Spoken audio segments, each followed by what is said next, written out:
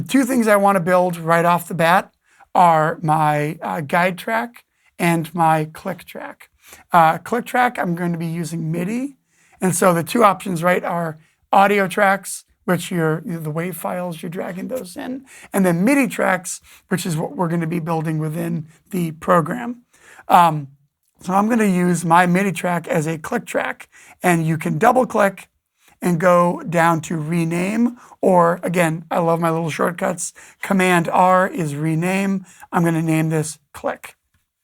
And then to get a sound in, I'm going to go over here to this little button, my drop-down menu. I prefer the RIM ASR 505 as my click track sound. And then what I'm going to do is, since that sound is in here, you'll notice in some other programs like Logic, when you look at the screen, everything, it's all vertical instead of horizontal, right? Well, Ableton is vertical, so you're going to have your tracks up here at the top, and then the sounds and or compressors and all the effects that you're putting on. That all goes at the bottom of the little of the screen. So you'll notice that my RIM click sound is here. That's going to be my click track, RIM ASR. And then if I go in, I'm going to zoom in here.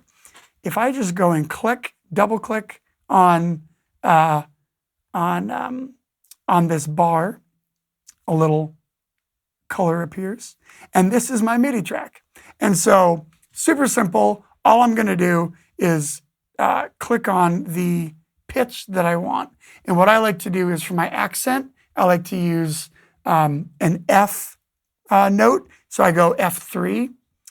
3 is the octave, right? F3 is my accent note, and then C is going to be my normal click sound. And so that gives you a perfect fourth, which is, for all you theory people out there, it's a pleasant sound.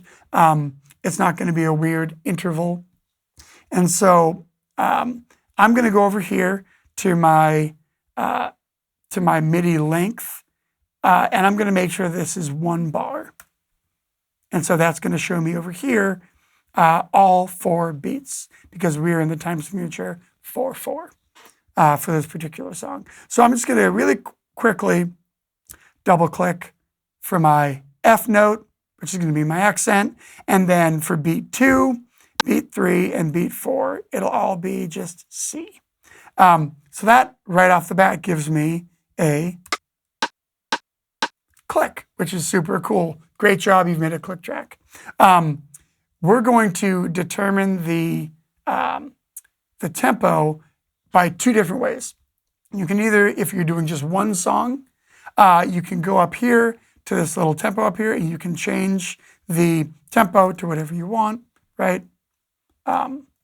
Whatever it might be. Or if you use the hotkey A, which when you click that, you kind of get a space where you're able to automate things, A. And you're going to go down to master, and then you can see right here it says song tempo, and you have this little dotted line. Well, when I click on it, it makes it a solid line. And you can see that we're at 144. All you got to do here is move your mouse slightly past the line, and you'll see the whole line turns blue. Then I double click. It says edit value.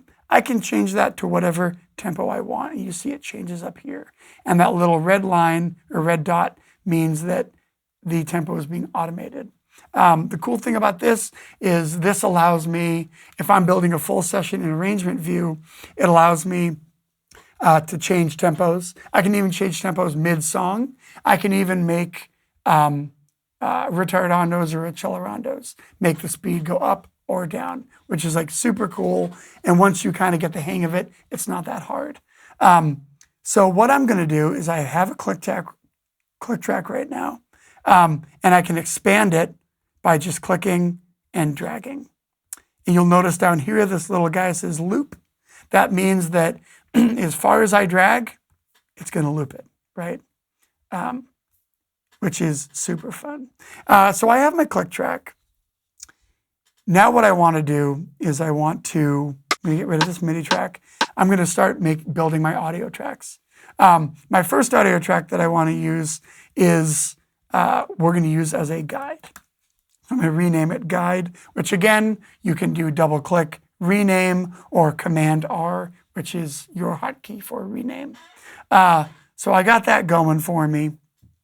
And then something that I like to do when I'm building a track, and this is just for my own sanity, is making a MIDI track, which you can create MIDI tracks and audio tracks by going up to create, going down to insert audio track or insert MIDI track. And then my hotkey, you can either do Shift Command T, which is your MIDI track, or Command T, which is your audio track.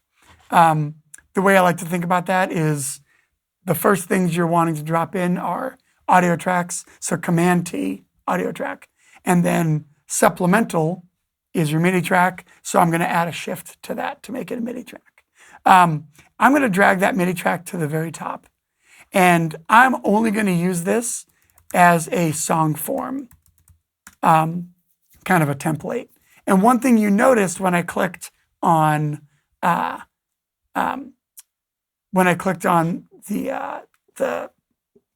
MIDI area with my click track is it came up a certain color, which is kind of cool.